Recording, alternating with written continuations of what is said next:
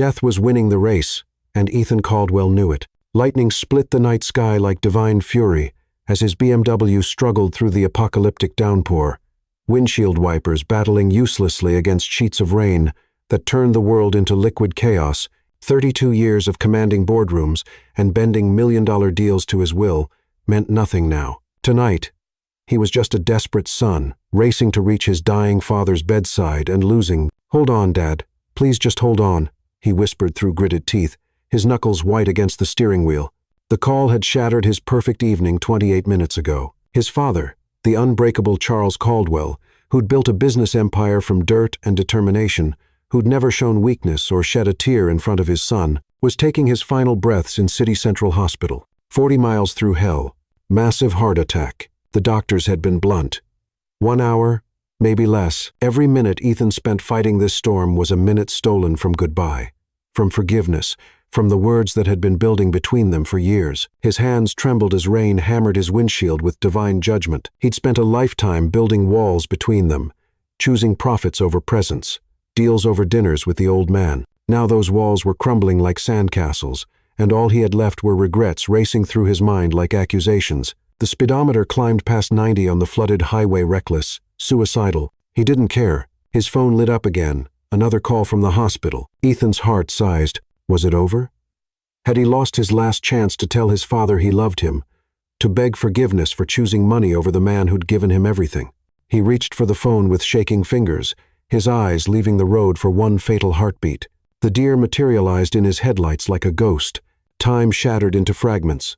The world became spinning metal, exploding glass, and the sickening symphony of his BMW, careening off the highway and tumbling down the rain-soaked embankment. Ethan's last coherent thought before darkness swallowed him was his father's disappointed face, and how he'd failed him one final, unforgivable time. 23 minutes later, Nora Jenkins fought her way through the storm, each step a battle against wind that seemed determined to drive her to her knees. Her threadbare jacket offered no protection against the deluge, and her worn sneakers squelched through puddles that had become treacherous streams. She'd been working late at the medical center, completing her final nursing certification requirements, when the last bus broke down. Now she had to walk the 5 miles home through this hellish storm. "Lord, I know you don't give us more than we can handle," she murmured to the storm, rain streaming down her face like tears.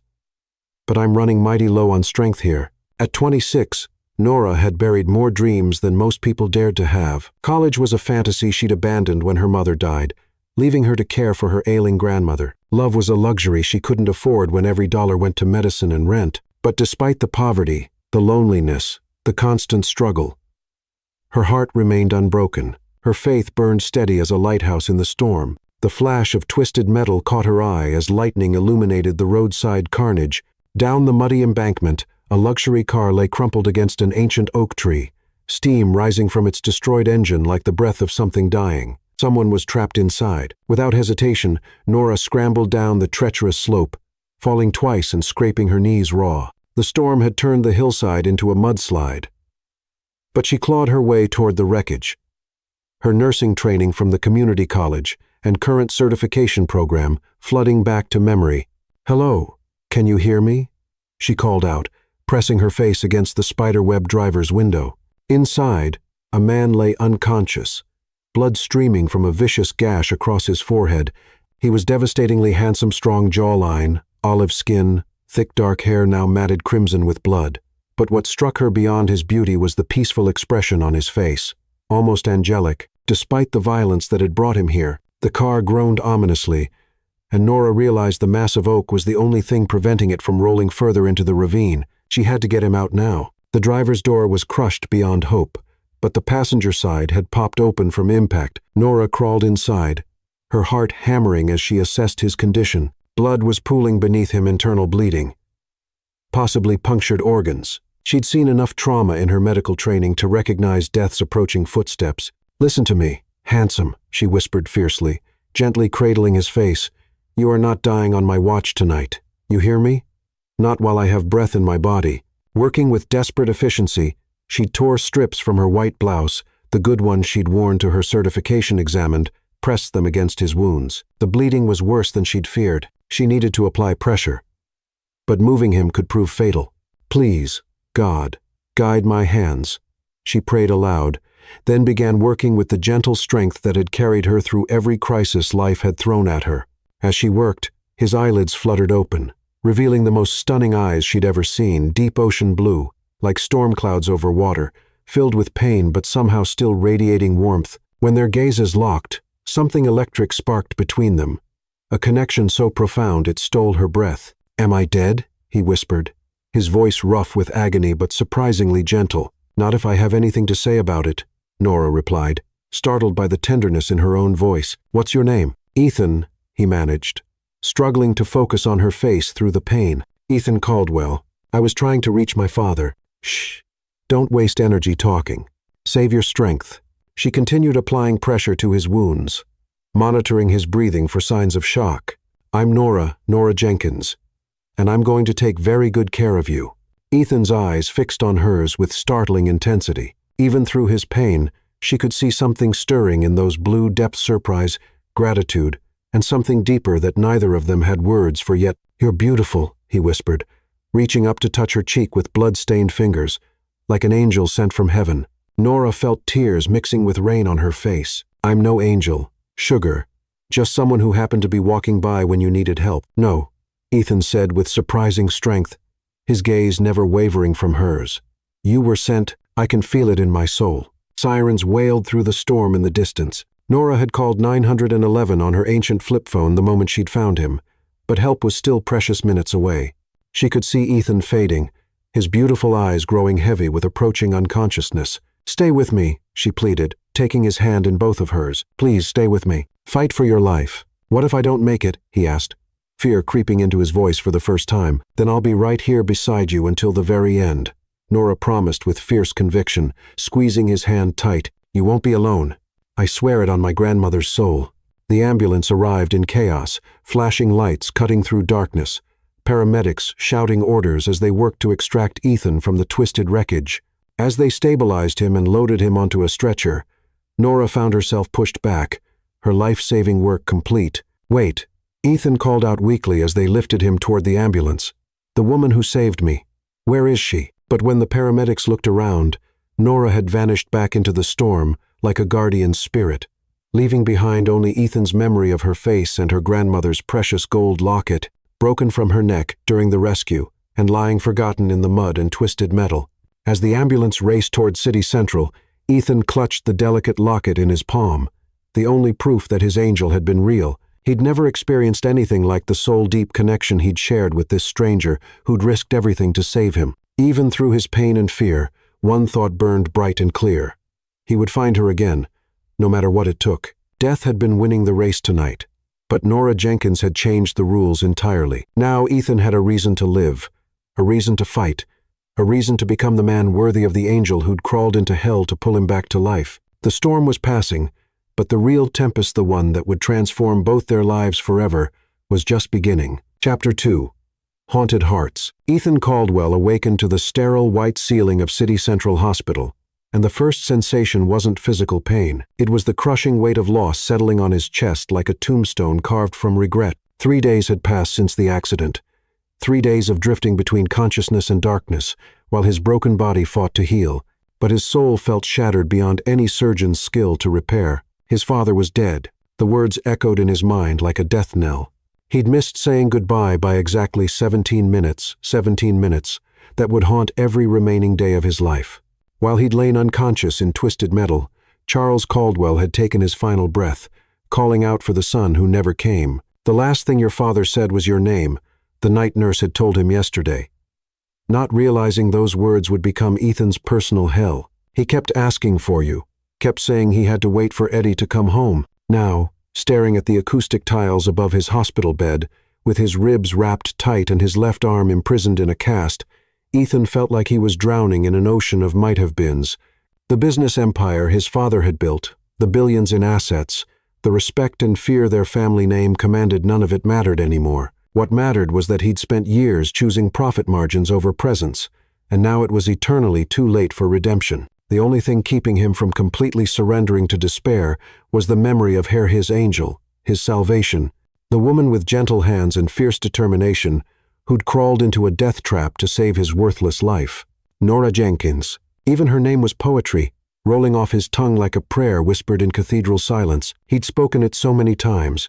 The nurses thought he was suffering from brain trauma. Ethan reached into his nightstand drawer and retrieved the delicate gold locket, running his thumb over its intricate engravings. It was clearly an antique, worn smooth by decades of being treasured. Inside was a faded photograph of an elderly black woman with kind eyes, and the same gentle smile he remembered from that storm last night, their grandmother. Without doubt, "Where are you, Nora?" he whispered to the empty room that smelled of disinfectant and broken dreams. "I need to find you. I need to thank you for giving me a reason to live." But it was more than gratitude driving his obsession. In those moments when their eyes had met in the wreckage, something profound had occurred, a recognition deeper than attraction, stronger than desire. It was as if his soul had finally found its missing piece, scattered across the chaos of twisted metal and falling rain. "Doctor." Patel entered the room with his usual concerned expression, chart in hand. "How are we feeling today, Ethan?" "Like I've lost everything that ever mattered," Ethan replied with brutal honesty, his voice rough from disuse. "Your injuries are healing remarkably well. The broken ribs will take another few weeks. But you're young and strong. Physically, you'll make a complete recovery. And emotionally?" Ethan clutched the locket tighter. "My father's dead because I couldn't reach him in time. The woman who saved my life has vanished like she never existed. How do you recover from that kind of devastation?" "Doctor." Patel settled into the visitor's chair, his professional demeanor softening. "Grief isn't a wound you heal, Ethan. It's a burden you learn to carry. But you can choose how you honor your father's memory moving forward." "I want to find her," Ethan said with sudden, fierce determination. "The woman who saved me. I have to find her and thank her properly. The police couldn't locate her. She didn't leave any contact information with the paramedics or emergency responders. Then I'll hire investigators. I'll search every hospital, every clinic, every nursing program in the entire state if necessary." Ethan's voice grew stronger with each word. "She's out there somewhere, and I'm going to find her if it takes the rest of my life." 8 miles away, in a cramped studio apartment above Lee's laundromat, Nora Jenkins was waging her own war against grief and crushing guilt. Her grandmother, the woman who'd raised her with nothing but unconditional love and endless sacrifice, had passed away 1 week after the storm, her weak heart finally giving out after months of declining health. The timing felt cruel, losing her grandmother so soon after that life-changing night in the storm. "I'm so sorry, Grandmama," she whispered to the oppressive silence, clutching the faded photograph that was all she had left of the locket her grandmother had given her on her 16th birthday. "I lost your necklace, the one your own mother gave you, the one you wore every single day. I failed you when you needed me most." The funeral had been yesterday, a simple graveside service attended by a handful of elderly neighbors and Pastor Thompson from their tiny Baptist church. Nora had worn her only black dress, the one with the carefully hidden hole near the shoulder that she'd tried to conceal with strategic safety pins. She'd stood alone beside the cheap casket, watching them lower the woman who'd been her mother, father, and best friend into the unforgiving ground. Now she sat in the suffocating silence of an apartment that felt cavernous without her grandmother's warm presence. The medical bills had devoured everything, their meager savings, the little jewelry her grandmother had treasured, even the small television that had been their only entertainment. All that remained were memories and the crushing weight of solitude. But through her grief, one memory kept surfacing like a lifeline thrown to a drowning woman. The man in the wreckage, Ethan, with his ocean blue eyes and the way he'd looked at her like she was something precious instead of someone worthless. In those terrifying moments when she'd thought he might die in her arms, she'd felt a connection so powerful it had taken her breath away. "You were sent," he'd said with such conviction, and despite everything, Nora found herself believing it. Maybe she had been sent not just to save his life, but to discover that she was capable of being someone's salvation, that even someone like her, with nothing to offer but determination and love, could make a difference in this cruel world. The knock at her door startled her from her thoughts. Nora wiped her eyes and opened it to find Mrs. Lee from downstairs, holding a steaming plate covered with aluminum foil. "Chicken and rice," the elderly woman said in her careful English, her weathered face kind with concern. "You too skinny. Need eat more." "Thank you, Mrs. Lee," Nora managed, accepting the warm plate. "That's incredibly kind of you. You good girl. Take care of grandmother like Angel. Now you take care of yourself, okay? No more crying alone." As Mrs. Lee shuffled back downstairs, Nora felt fresh tears threatening. kindness from near strangers, seemed to completely undo her these days. She found herself thinking about Ethan again. Had he survived his injuries? Had he made it to his father's bedside in time? The not knowing was eating at her soul like acid. She'd considered going to the hospital to check on him, but what would she say? How could she prove she was the woman who'd saved him? She had no identification, no way to verify herself. And besides, what business did a poor girl like her have visiting a man who'd clearly been wealthy, judging by his expensive car and designer clothes? Their worlds existed in different universes. The storm had brought them together for one miraculous moment, but dawn had revealed the harsh truth. She was nobody special, just a woman who'd happened to be walking by when fate intervened. But late at night, when sleep eluded her and the apartment felt like a tomb, Nora found herself touching her bare neck where the locket should have rested, and remembering the way Ethan had whispered her name, like it was something sacred, like she was someone worth knowing, worth remembering, worth finding again. Nora Jenkins, she whispered to herself, trying to hear it the way he had. For just that moment in the storm, she'd felt like she could be somebody's angel instead of somebody's burden. Meanwhile, across the city, in his penthouse apartment overlooking the glittering skyline, Ethan stood at floor-to-ceiling windows, watching the lights twinkle below like earthbound stars. He'd been released from the hospital that morning, but his luxurious home felt like a mausoleum filled with the ghost of his father's expectations. Every surface held reminders of Charles Caldwell. The antique chess set they'd played on when Ethan was young, framed photographs from business trips they'd taken together, contracts they'd signed side by side. Building their empire, the silence was deafening. His phone had been ringing constantly, business associates offering hollow condolences, lawyers requiring signatures for the inheritance, reporters wanting statements about the future of Caldwell Industries. Ethan had ignored them all. Let the corporate vultures circle. He had infinitely more important matters demanding his attention. "Mr. Carter," he said into his phone, calling the most expensive private investigator money could buy, "I need you to find someone for me. A woman named Nora Jenkins. She saved my life 3 nights ago, and I need to thank her properly. Can you provide any additional details? Physical description. Approximate age. Last known address?" Ethan closed his eyes, bringing her face into perfect focus in his memory. Mid-20s, African-American, about 5'6", breathtakingly beautiful.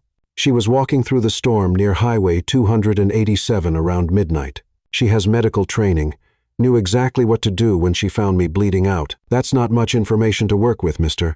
Caldwell. Then you'd better start working harder," Ethan said with quiet intensity. "I don't care what it costs or how long it takes. Find her, Carter.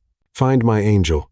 As he ended the call, Ethan touched the locket again, feeling its warmth against his palm. Somewhere in this vast city, his salvation was grieving too. He could sense it in his bones, feel it in the connection that transcended physical distance. The bond they'd shared went beyond the accident. It was so deep and absolutely unbreakable. "I'm going to find you, Nora." He promised the night sky that sparkled with possibilities, "And when I do, I'm going to spend whatever time I have left proving that some things matter more than money. Some people are worth everything." Neither of them found sleep that night, both lying staring at different sections of the same star-filled sky, both carrying pieces of each other's hearts without fully understanding the magnitude of what had begun. The storm had ended, but the real tempest, the one that would reshape both their lives in ways they couldn't imagine, was just beginning to gather strength. Chapter 3. Ultimate Sacrifice. 2 weeks after laying her grandmother to rest, Nora thought she'd experienced the deepest heartbreak possible. She was devastatingly wrong. The call shattered her restless sleep at 2:47 a.m., jolting her from dreams filled with storm-blue eyes and gentle voices. Tasha's name flashed on her cracked phone screen, and Nora's heart lifted for the first time since the funeral. Her best friend always seemed to know exactly when she needed to hear a familiar voice. "Girl, thank the Lord you're calling," Nora whispered, sitting up in her narrow bed. "I've been drowning over here. And, is this Nora Jenkins?" The voice was male, official, and heavy, with the careful sympathy that always preceded life-destroying news. Nora's blood turned to ice water in her veins. "Yes. Who is this? Where's Tasha?" "This is Sergeant Lopez with Metro Police, ma'am. I'm deeply sorry to inform you that Tasha Freeman was killed in a motor vehicle collision tonight. She was struck by a drunk driver on Martin Luther King Boulevard at approximately 1:15 a.m. The words hit Nora like physical blows. each syllable shattering another piece of her already fractured heart. "No," she gasped, her voice barely a whisper. "No, that can't be right. She was supposed to visit me tomorrow. We had plans. Ma'am, I understand this is devastating news. Miss Freeman had your contact listed as her emergency contact. There's something else we need to discuss urgently. She had 3 children with her triplets, 15 months old. They survived the crash, thanks to their car seats, and are currently at City Central Hospital. Child Services needs to know if there's family who can take custody." The world tilted sideways beneath Nora. Tasha's babies, Joy, Grace, and Caleb 3, perfect, innocent angels, who were now orphans because some drunk bastard couldn't be bothered to call a taxi. At 15 months, they were just beginning to walk and talk, just starting to become little people with personalities. "Their father?" she asked, though she already knew the painful answer. No father listed on any birth certificates. Miss Freeman was a single mother with no known relatives. "Are you aware of anyone who might be able to care for the children?" "I'll be right there," Nora interrupted, her voice growing stronger despite the tears streaming down her face. "Don't let anyone else take them. I'm coming now." She threw on clothes and ran through empty streets, her heart pounding with equal measures of grief and desperate purpose. Tasha had been infinitely more than her best friend. She'd been her sister in every way that mattered, her confidant, the one person who'd never judged her for being poor or uneducated or struggling. They'd grown up together in the foster system, 2 throwaway kids who'd found family in each other when the world offered nothing but disappointment. And Tasha's babies, Nora, had been present at their births, had held each tiny perfect body in her arms, and sworn to love them forever. Joy, with her café, olate skin and impossibly serious dark eyes. Grace, with her copper ringlets and infectious giggle that could light up the darkest room. Caleb, with his warm caramel complexion and surprisingly strong grip that had wrapped around Nora's finger and claimed her heart instantly. City Central was a maze of harsh fluorescent corridors and antiseptic smells that reminded her too painfully of her grandmother's final days. She found the NICU and pressed her face against the viewing window, her heart shattering completely at what she saw. The 3 cribs stood in a neat row, each containing a confused, crying baby. Joy kept reaching through the bars, as if searching desperately for her mother's familiar touch. Grace's usual radiant smile had vanished, replaced by the bewildered tears of an infant who didn't understand why everything felt wrong. Caleb was making soft, whimpering sounds that Tasha used to say meant he was frightened and needed comfort. A social worker approached, a tired-looking woman with kind but weary eyes and a clipboard full of bureaucratic heartbreak. "I'm Linda Carter. I'm terribly sorry for your loss. I want them," Nora said without preamble, never taking her eyes off the babies. "Tasha's children. I want to take them home with me." Linda sighed with practiced patience. "I understand the emotional impulse to help, but caring for 3 infants simultaneously is an enormous responsibility. Are you married? Do you have family support, stable employment, and adequate housing?"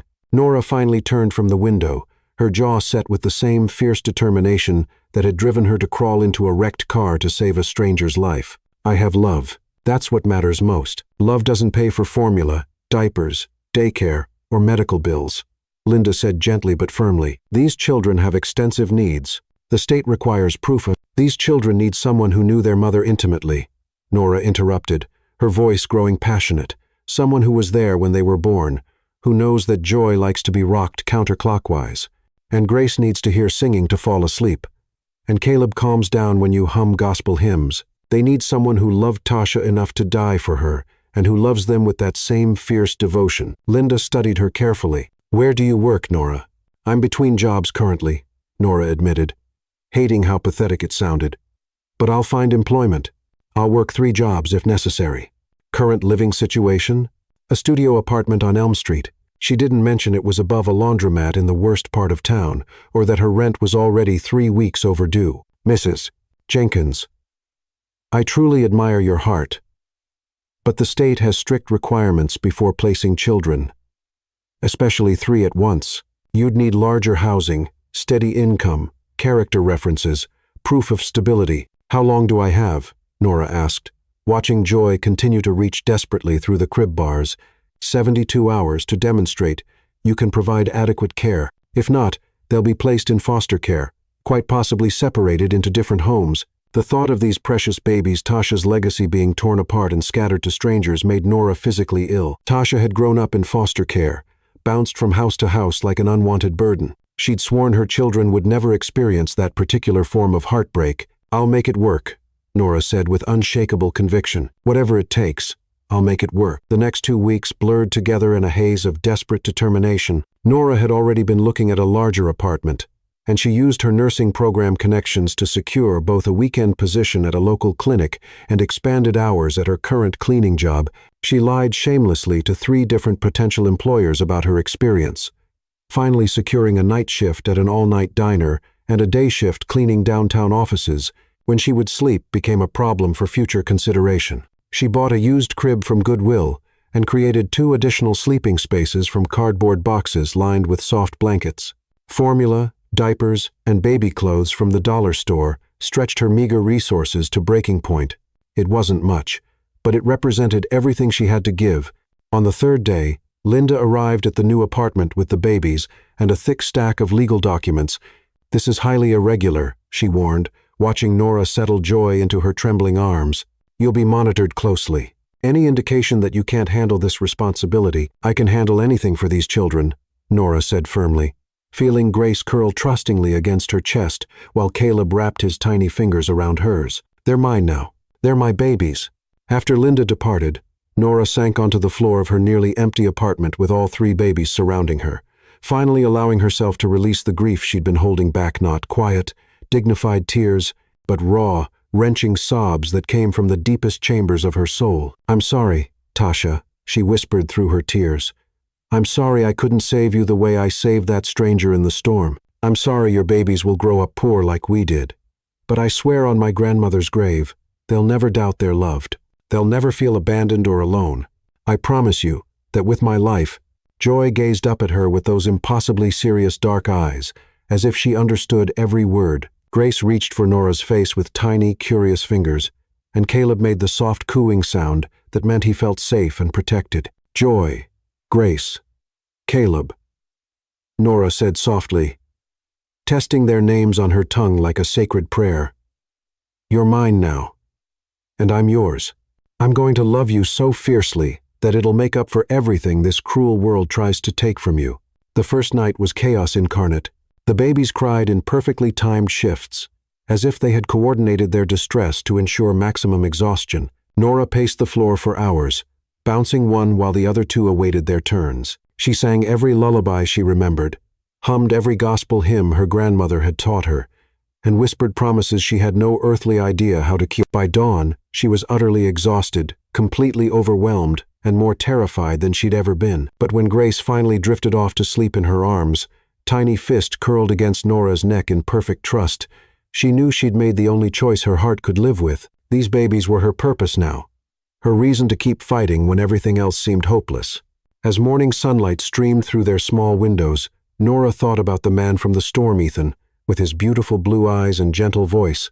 She wondered if he'd ever known love like this, so fierce it changed the fundamental structure of your soul. She wondered if he'd survived his injuries, if he'd reached his father in time. Most importantly, she wondered if he'd understand why she'd chosen this overwhelming life, 3 babies, and a mountain of struggle over the easier path of letting the state handle everything. Something deep in her heart suggested he would. Something about the way he'd looked at her in those moments between life and death told her he understood sacrifice, to understood what it meant to put love before logic and hearts before convenience. Someday, she whispered to Grace's sleeping face, "I'm going to tell you about the night I learned that some things are worth dying for, and some things like you 3 precious angels are worth living for, no matter how hard it gets." Outside, the world was awakening to another ordinary day, but inside apartment 3B, Nora Jenkins was beginning the extraordinary journey of loving 3 children with the boundless heart of a woman who'd lost everything and found everything in the same breath.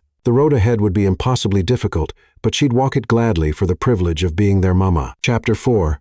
Cruel Whispers. 2 years, 730 days of loving 3 children with every fiber of her being, and still, the whispers followed Nora like poison wherever she went. Look at her, parading around with those babies. 3 different daddies, guaranteed, shameless, having children she can't afford to properly feed. I heard she's one of those women who sells herself. How else could someone like her manage? The cruel words cut deeper than winter wind. But Nora had learned to keep walking with her head held high. Even when her heart was bleeding, she pushed the second-hand stroller down the cracked sidewalk of Maple Street. 3 beautiful toddlers chattering and pointing at the world with innocent wonder that made every sacrifice worthwhile. Joy, now 3.5, sat regally in front, with her serious dark eyes absorbing everything, like she was cataloging details for future reference. She was the deep thinker, already reading simple words and forming complete sentences with careful precision. Grace bounced beside her, copper curls catching afternoon sunlight as she babbled joyfully to every person they passed. And Caleb, secure in back, hummed one of the gospel songs Nora sang during their bedtime routine, his voice sweet and pure despite his tender age. They were absolutely perfect, intelligent, loving, resilient children who deserved infinitely better than the judgment that followed them like a dark cloud.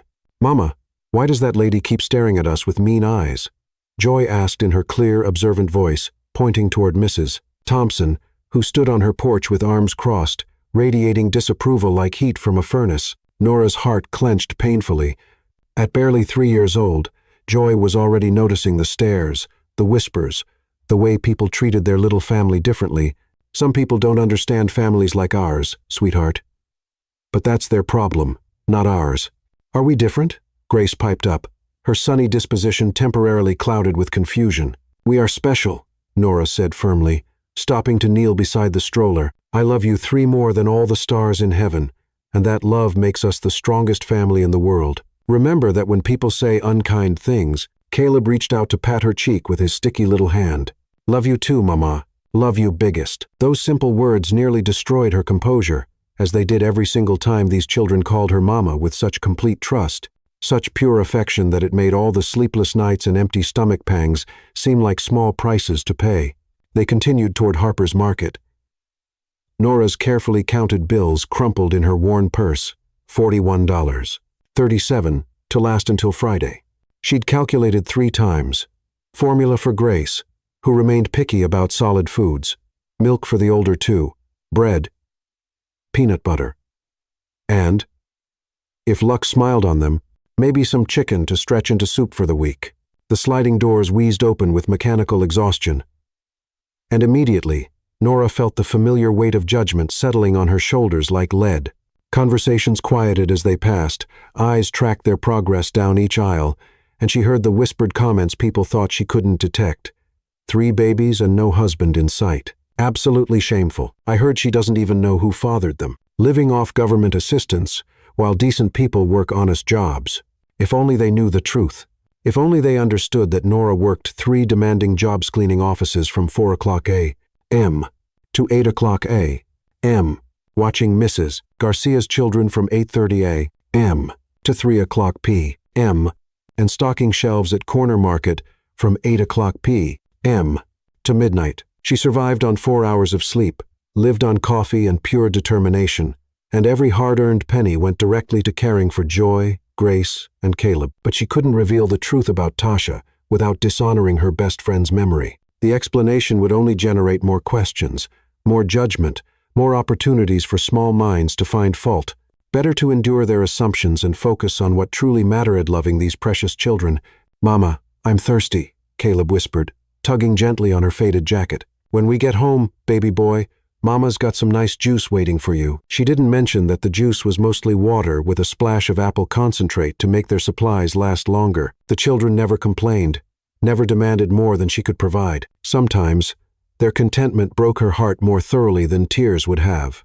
At the checkout line, familiar shame washed over her as she counted bills and coins, acutely aware of people behind her watching every transaction with barely concealed disdain.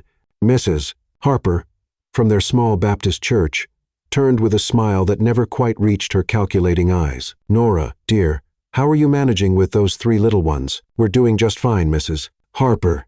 Thank you for asking. It must be incredibly difficult, especially without." She paused meaningfully, glancing at the children. "Well, without proper male support. Have you considered that there are assistance programs for women in your particular situation?" The condescension dripping from her voice made Nora's jaw clench, but she forced a polite smile. "What situation would that be, ma'am?" Mrs. Harper flustered, realizing she'd ventured into territory she couldn't navigate gracefully. Well, I simply meant 3 children is overwhelming for anyone to handle alone. I'm never alone, Nora said quietly, gathering Joy into her arms as the little girl began to fuss. Sensing adult tension, I have everything I need right here with me. As they exited the store, Joy looked up with those wise, perceptive eyes. That church lady was being mean to you, wasn't she, Mama? Nora's heart fractured a little more. Sometimes grown-ups say thoughtless things without considering how they affect other people. But that's not your concern, precious girl. Your only job is being happy, healthy, and loved. I am loved, Joy declared with the absolute certainty of a child who'd never questioned it. You love us bigger than the whole entire universe. Walking home through their neighborhood, a collection of run-down apartments, barred windows, and shattered dreams, Nora reflected on how dramatically their lives had changed since that storm-filled night. Sometimes, in quiet pre-dawn moments when she allowed herself to think about Ethan Caldwell, she wondered what had become of him. Had he recovered completely from his injuries? Had he found peace with his father's death? She still experienced dreams about him occasionally, those storm-blue eyes, the way he'd looked at her like she was something precious instead of someone to pity. In her dreams, he found her, told her she was beautiful, made her feel like the angel he'd called her that night. But dreams were luxuries she couldn't afford to indulge. Reality was 3 hungry children, overdue bills, and neighbors who thought they understood her story. The afternoon sun was setting when they reached their building, a 3-story walk-up with peeling paint and a broken front step that the landlord refused to repair. Mrs. Carter from 2A stood on her balcony, arms crossed, watching their approach with obvious disapproval. Afternoon, Mrs. Carter, Nora called politely, though she knew what was coming. Those children are getting louder every day, Mrs. Carter complained loudly. All that crying and carrying on at all hours. Some of us work legitimate jobs and need our sleep. Nora bit back the response that she worked twice as many hours as Mrs. Carter ever held. I'll make sure they keep it down. They're just excited about being outside. Well, they better learn some discipline. I'm considering discussing problem tenants with the landlord. The threat was crystal clear, and it terrified Nora more than she'd ever admit. If they lost this apartment, she had nowhere else to go with 3 toddlers. The waiting list for subsidized housing stretched 2 years long, and family shelters often separated mothers from children. Upstairs, in their cramped apartment, Nora began the evening routine that had become their salvation dinner preparation: bath time, stories, and lullabies. She watched Joy patiently help Grace with her sippy cup, saw Caleb spontaneously share his crackers without being asked, and marveled at how much genuine love could flourish in such limited space. Tell us the story about the princess who saved the prince, Grace requested as Nora tucked them into their shared sleeping area. A mattress on the floor with carefully arranged blankets for safety. It was their favorite tale, one Nora had created from fragments of that night in the storm. In her version, a brave princess found a wounded prince and saved his life with her courageous heart. The grateful prince spent the rest of his days ensuring no one was ever unkind to the princess again. Did the princess have babies like us? Caleb asked sleepily. The princess had the most wonderful children in all the land, Nora said softly, stroking his silky hair, and she loved them so powerfully that her love made them stronger than any cruel words people might say. Are we strong, Mama? Joy whispered. You're the strongest, bravest, most amazing children who ever lived, Nora assured her, and no matter what anyone says or thinks, remember that you are deeply loved, completely wanted, and absolutely perfect exactly as you are. As the children drifted into peaceful sleep, Nora sat beside their makeshift bed, watching their serene faces in the dim light filtering through their thin curtains. Tomorrow would bring more whispers, more judgment, more struggle. But tonight, in this precious moment, they were safe and loved, and together, she found herself thinking again of Ethan Caldwell, wondering if he'd ever understand the choice she'd made to love fiercely despite judgment, to sacrifice everything for children who weren't biologically hers, but belonged completely to her heart. She hoped that wherever life had taken him, whatever his circumstances had become, he'd discovered the same kind of transformative love that made all hardship bearable. Thank you, Tasha, she whispered to the gathering darkness. Thank you for trusting me with your greatest treasures. I promise I'll never let them forget how much their first mama loved them, and I'll make sure they always know how much their second mama loves them too. Outside, the neighborhood settled into its usual evening symphony of sirens, shouting, and distant music from open windows.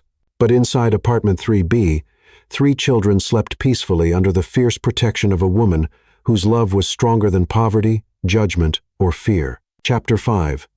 The Discovery. The call arrived on a Tuesday morning that seemed ordinary, but would alter everything forever. Ethan Caldwell stood in his corner office on the 42nd floor, gazing out at the city, sprawling below like a concrete jungle of lost dreams. 8 months, 3 weeks, and 6 days since the accident. They knew the exact count because he'd marked each day like a prisoner awaiting parole, living for the moment he'd find her again. Mr. Caldwell. His assistant's voice crackled through the intercom. Mr. Carter is here to see you. Samuel Carter, the private investigator who'd been searching for Nora, entered with an expression Ethan had learned to read like storm clouds. Today, something fundamental was different. Today, Carter carried the look of a man who'd been sitting on important news. You found her, Ethan said, not bothering with questions. He could feel it in his bones, the same way he'd sensed her presence that night in the storm. I found her 6 months ago, Carter confirmed, placing a manila folder on Ethan's mahogany desk with ceremonial gravity. But Ethan, I wanted to understand her situation completely before we approached, and you needed time to process your father's death. Her circumstances are far more complicated than we imagined.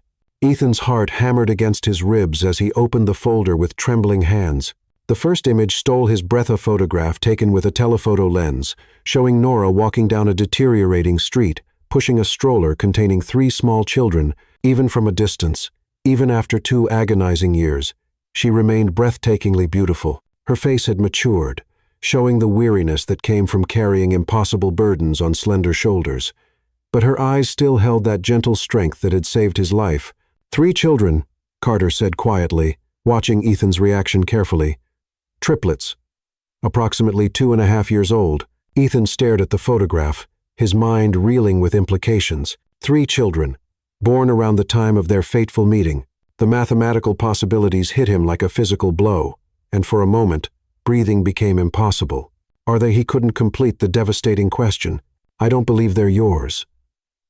And my investigation confirmed they're not, Carter said carefully. They're the children of her deceased best friend, Tasha Freeman. Birth certificates, hospital records, everything. Checks out. But the neighborhood doesn't know this, and there's significantly more to this story. Ethan, she's living in an extremely rough neighborhood, barely surviving from what I can observe, and the local residents, they're incredibly cruel to her. Ethan's hands trembled as he examined more photographs.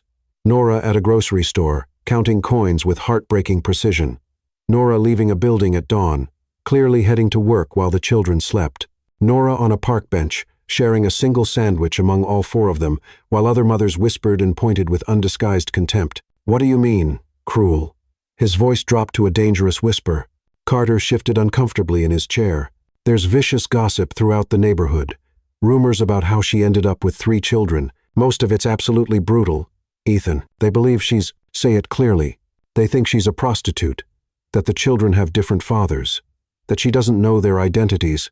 I've heard some of the things people say when they think no one's listening, and it's devastating. Rage, pure and incandescent, coursed through Ethan's veins like molten steel. The woman who'd crawled into twisted wreckage to save his life, who'd risked everything for a complete stranger, was being treated like garbage by people unworthy to breathe her air. Where is she? He demanded, already reaching for his coat with deadly purpose. Ethan, wait. You need to consider this carefully. You don't know the complete story. Maybe those children are hers. Maybe the rumors contain some truth. The rumors are lies, Ethan said with absolute, unshakable certainty. I know her soul. I looked into her eyes for 10 life-changing minutes, and I know exactly who she is. She's incapable of the things they're suggesting. How can you be so completely certain? Ethan touched the locket in his pocket. He'd carried it every single day for 2 years, a talisman of hope and unwavering memory. Because she saved my life, expecting nothing in return. Because she vanished rather than try to profit from her good deed. Because when I was dying, she held my hand and promised I wouldn't face death alone. That's not the behavior of someone who sells herself. That's the behavior of an angel walking among us. Carter sighed, recognizing the futile task of changing Ethan's iron determination. She lives at 412 Maple Street, apartment 3B. Ethan, I must ask, what exactly are you planning to do? What I should have done 2 years ago, Ethan replied, heading for the door with renewed purpose. I'm going to find my angel and ensure no one ever hurts her again. The drive to Maple Street took Ethan through sections of the city he'd never seen.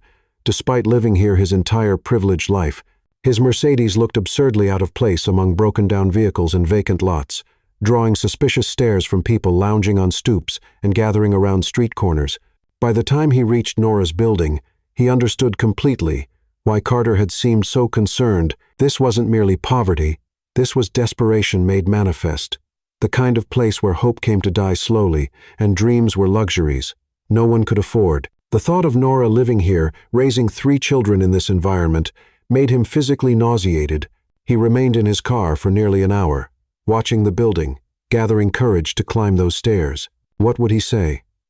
How did you approach someone after 2 years and explain that you'd never stopped thinking about them, never stopped loving them, despite sharing less than 10 minutes of conversation? Movement in a second-floor window captured his attention, a small face pressed against glass.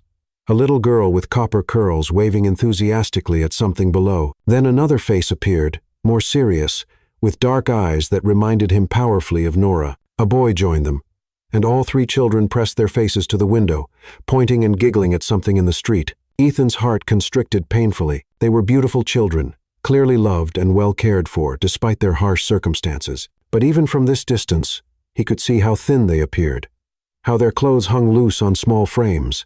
A door slammed somewhere, and the children disappeared from the window. Moments later, Nora emerged from the building, and Ethan's breath caught completely in his throat. She was even more beautiful than his treasured memories had painted her. But there was a fragility now that hadn't existed before.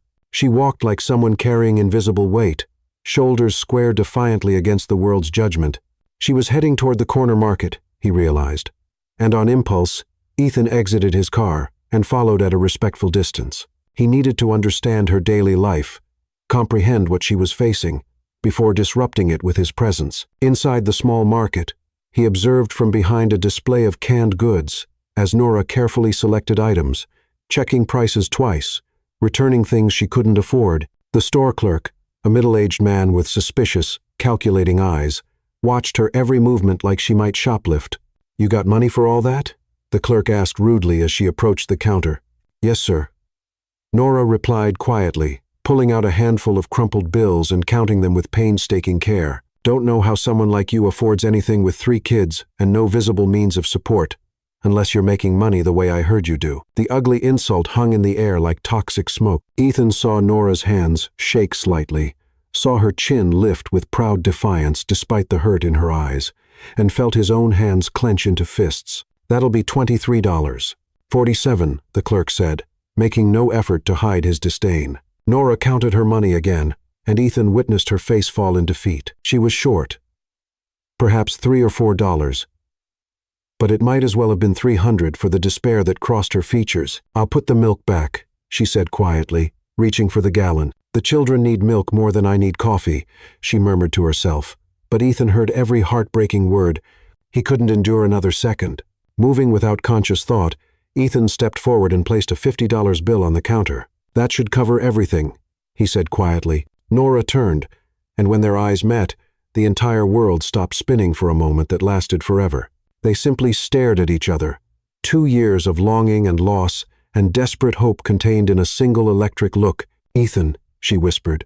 His name falling from her lips like a prayer answered. "Hello, Nora," he said softly, drinking in the sight of her beloved face. "I've been searching for you for what feels like forever." The store clerk looked between them with confusion and growing irritation. "You two know each other?" Neither answered. They were lost in each other's eyes, in the memory of a stormy night that had changed both their lives irrevocably. "I thought you might be dead," Nora said, her voice barely audible. "I went to the hospital repeatedly, but they said you'd been discharged, and I didn't know your last name.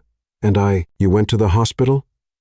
Ethan stepped closer, unable to believe what he was hearing. "You looked for me?" "Every single day for 3 weeks," she admitted, tears beginning to form in her beautiful eyes. "I just needed to know you survived, that you'd reached your father in time." Ethan's heart shattered and rebuilt itself in the same instant. She'd searched for him. She'd cared enough to worry, to hope, to seek him out. All this time, he'd believed she'd simply vanished because she didn't want to see him again. "I didn't make it in time," he said quietly. My father died while I was unconscious, but, Nora, you saved my life. You gave me a chance to live, to become a better man than I was before that night. I've been trying to find you so I could thank you, so I could." "Excuse me," the clerk interrupted loudly. "This ain't no social club.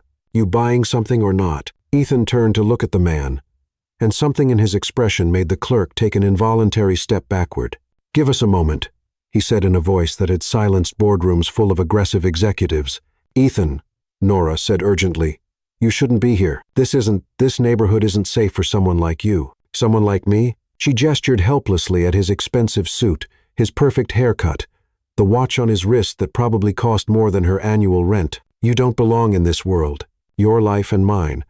They exist in completely different universes.